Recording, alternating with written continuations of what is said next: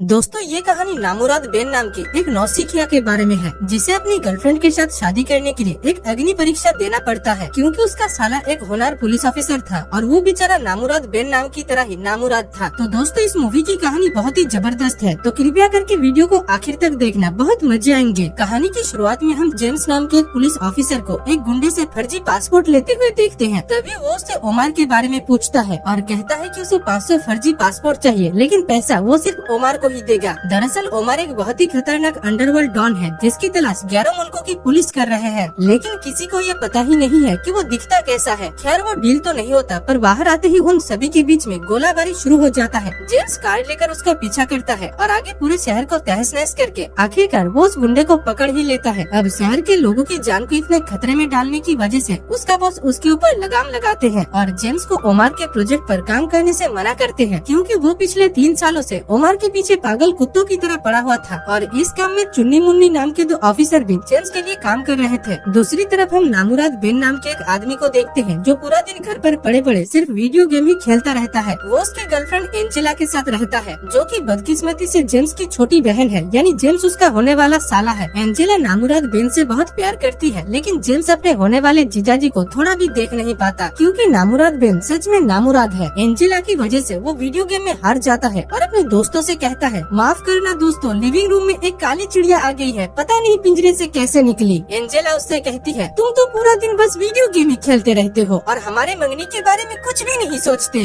जिसमें नामुराद बेन कहता है, जानू एक बार मेरी पुलिस एकेडमी में नौकरी लग जाने दो, फिर तो उन दोनों की बातों से हमें पता चलता है कि नामुराद बेन ने एक बार खाना पकाते पकाते अपने साले को ही पका दिया था, यानी उसे जला दिया था, और तब से उसका साला यानी जेम्स उसके ऊपर भिड़का हुआ है। खैर नामुराद बेन एंजेला से कहता है, बेबी आज रात डिनर के बाद हम दोनों पलंग तोड़ रोमांस करेंगे, जो कहकर वो उसे अपने मूव्स दिखाता है। दूसरी तरफ उन दोनों की गंदी बातें माइक्रोफोन से नामुराद बेन के वीडियो गेम खेलने वाले दोस्त भी सुन लेते हैं। नामुराद बेन अपना गुजारा चलाने के लिए एक स्कूल में सिक्योरिटी गार्ड की नौकरी करता है, जहाँ पर वो पूरा दिन बकबक करके स्कूल के सभी के सर में दर्द करके रखता था। उसकी जुबान इतनी तेजी से चलती थी जैसे कि कोई बुलेट ट्रेन, और डीजल टेम्पो की तरह वो कभी बंद नहीं होती थी। वो हर जगह पर बड़ी बड़ी फेंकता था कि वो किसी के लिए चापलूसी नहीं करेगा, जबकि वो हर किसी के पैरों में तेल मारकर जिंदगी को काट रहा था। इसी बीच वो देखता है कि स्कूल का एक बच्चा रामनारायण एक बदमाश बच्चे के साथ छुट्टा पीने के लिए जा रहा था। वो उसे रोक कर कहता है, देखो बच्चे, नशा करोगे जेल जाओगे, 1 बार जाओगे, 2 बार जाओगे, 3 बार जाओगे, और फिर जज तुम्हें 2 ऑप्शन देंगे, या तो तुम जेल में जा सकते हो या फिर तुम्हें आर्मी में ज्वाइन करना होगा। इसके बाद तुम आर्मी में ज्वाइन हो जाओगे और तुम्हें अफगानिस्तान भेज दिया जाएगा। और पता है क्या होता है अफगानिस्तान में? लड़ाई, मारपीट, दंगे, लैंड माइन्स, जिसके फटते ही तुम्हारी टांगे नहीं रहेंगी। उसके बाद क्या होगा तुम्हें पता है? तुम यहीं पर ही आकर पड़े रहोगे, सड़क पर लेटे लेटे भीख मांगोगे, तुम्हारे पास पैर नहीं होंगे, तुम्हारे पास नौकरी नहीं होंगी, जिसके बाद तुम शराब की दुकान पर जाओगे और पूरा दिन पी पी कर वहीं पर ही पड़े रहोगे। और क्योंकि तुम पूरा दिन पीते रहोगे इसलिए तुम चोरी करोगे, पर चोरी करने के बाद तुम भाग ही नहीं पाओगे, क्योंकि तुम्हारे पास पैर नहीं है।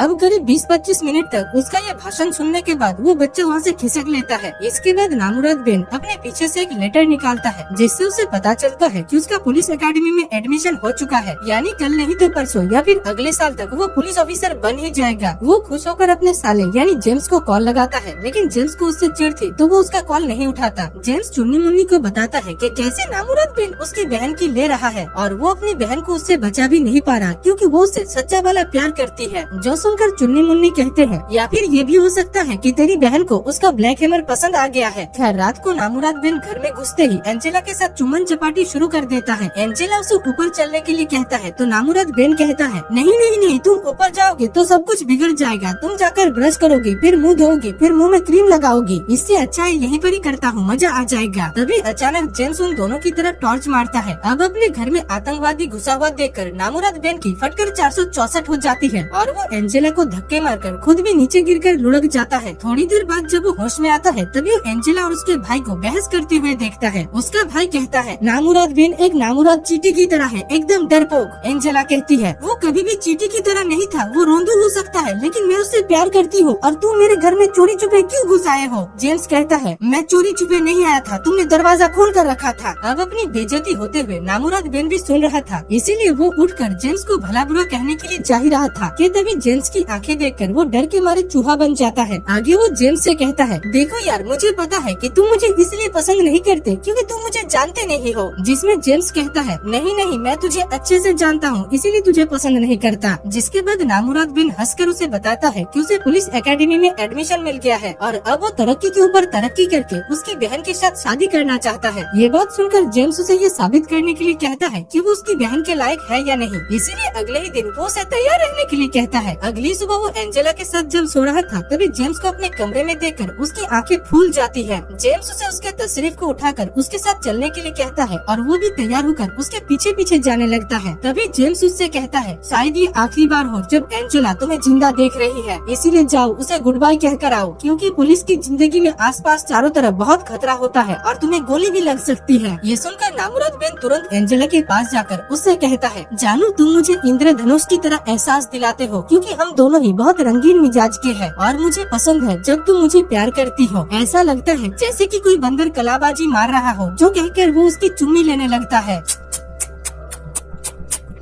दूसरी तरफ ये सब कुछ जेम्स भी सुन रहा था। आगे वो उसे अपने ऑफिस यानी पुलिस स्टेशन लेकर जाता है और उसे फ्री में पुलिस की एक जर्सी देता है। वहाँ पर एक फीमेल ऑफिसर आकर उसे एक दस्तावेज पर सिग्नेचर करने के लिए कहती है, जिसमें लिखा हुआ था कि ड्यूटी में रहते वक्त अगर वो मर भी जाता है तो इसका जिम्मेदार डिपार्टमेंट नहीं होगा। रास्ते में वो अपनी बकबक से जेम्स को पकाना जारी रखता है और गाड़ी में सायरन की जगह पर डिक्की खोल देता है। आगे जेम्स एक जगह पर गाड़ी रोककर नामुराद बेन को कुछ बदमाश को रास्ते से हटाने के लिए कहता है, क्योंकि वो बदमाश हैंडीकैप पार्किंग स्लॉट को अपना अड्डा बनाकर रखे थे। अब इस आसान काम को करने के लिए नामुराद बेन उन बदमाशों के पास जाता है और उनसे कहता है, गुड मॉर्निंग जेंटलमैन, तुम्हारे बाइक्स तो काफी अच्छे हैं, लेकिन एक मुसीबत है, ये हैंडीकैप के पार्किंग स्लॉट है, इसलिए तुम दोनों को यहाँ से अपने अपने बेशकीमती गाड़ी को सरकाना होगा। तभी एक बदमाश उसके जूतों पर बिमल खाकर थूक देता है। नामुराद बेन कहता है, अच्छा तुम लोग ऐसे नहीं मानोगे, तुम लोगों को लगता है कि तुम लोग झुंड में आए हो तो कुछ भी कर लोगे, लेकिन तुम लोग मुझे जानते नहीं हो, जो कहकर वो उस बदमाश को उंगली दिखाकर गाली देने लगता है। तभी एक मोटा सा आदमी उसे पकड़कर कहता है कि वो उसकी बीवी है। नामुराद बेन उसे झाँक कर देखता है और कहता है, शायद ये एक औरत है, दाढ़ी वाले औरत। इधर ये सब कुछ देखकर जेम्स कहता है, नामुराद कहीं का।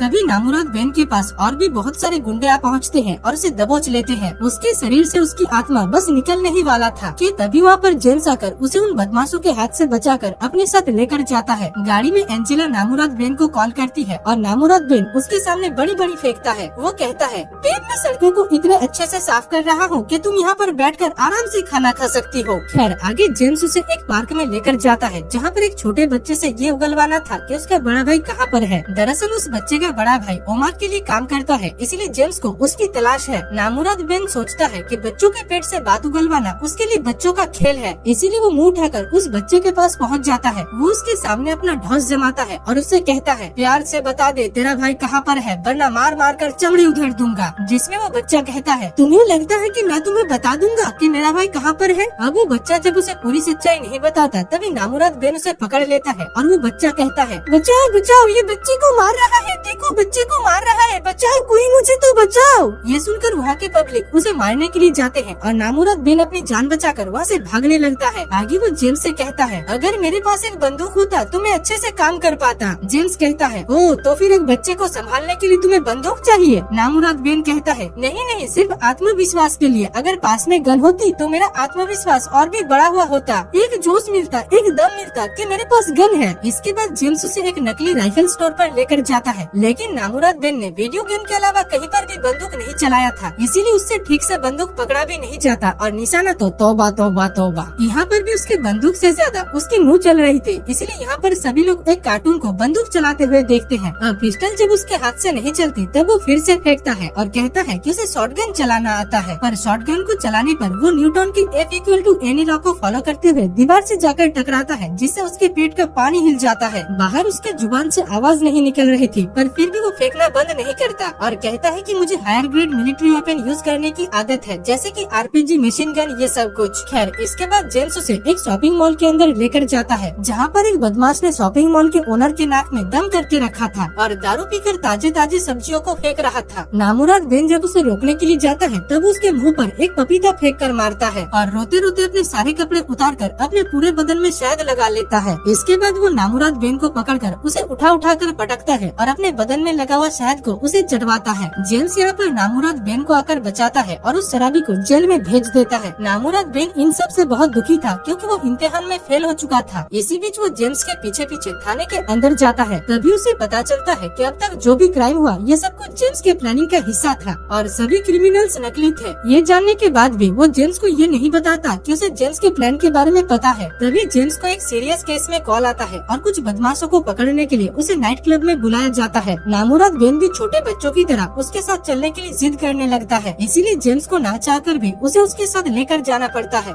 बार में तो बदमाश गुंडे हाथ में बंदूक लेकर बवाल खड़ी कर रहे थे। नामुराद बेन उन्हें भी नकली गुंडे समझकर उनके पास चला जाता है और बंदूक के नाल में झांकने लगता है। इधर जेम्स उसे धमकाकर कार में जाकर बैकअप बुलाने के लिए कहता है, लेकिन वो तो अपनी जिद पर अड़ा हुआ था। इसी बीच उस बदमाश के हाथ से गोली चल जाती है जिससे नामुराद बेन की फटकर 464 हो जाती है। जेम्स किसी तरीके से उन बदमाशों को पकड़ता है। तब उसका बॉस उसके पास आकर उसके ऊपर भड़क जाते हैं क्योंकि वो एक ऐसे आदमी को अपने साथ मिशन पर लेकर गया था जिसके पास पुलिस ऑफिसर बनने की कोई डिग्री नहीं थी। आगे जेम्स नामुराद बेन को उसके घर छोड़ने के लिए जा रहा था। तभी उसे ओमार को ढूंढने का एक सुराग मिलता है, इसीलिए वो ज्यादा देर ना करते हुए नामुराद बेन को भी अपने साथ लेकर जाता है। वो दोनों एक दुकान के गोडाउन में जाकर उस लड़के को पकड़ लेते हैं जो ओमार का बाएं हाथ था। जेम्स उससे पूछता है, बता ओमार कहाँ पर है? जिसमें वो लड़का कहता है, भूल जाओ, मैं ओमार के बारे में तुम्हें कुछ नहीं बताऊंगा। तभी नामुराद बेन एक बंदूक निकाल कर कहता है, ओ सचमुच तुम्हें ऐसा लगता है? तुम पागलपन देखना चाहते हो क्या? जो कहते कहते वो गलती से उसके कंधे पर गोली चला देता है और कहता है, मैं पागल हूँ, मैं पागल हूँ, मैं पागल हूँ,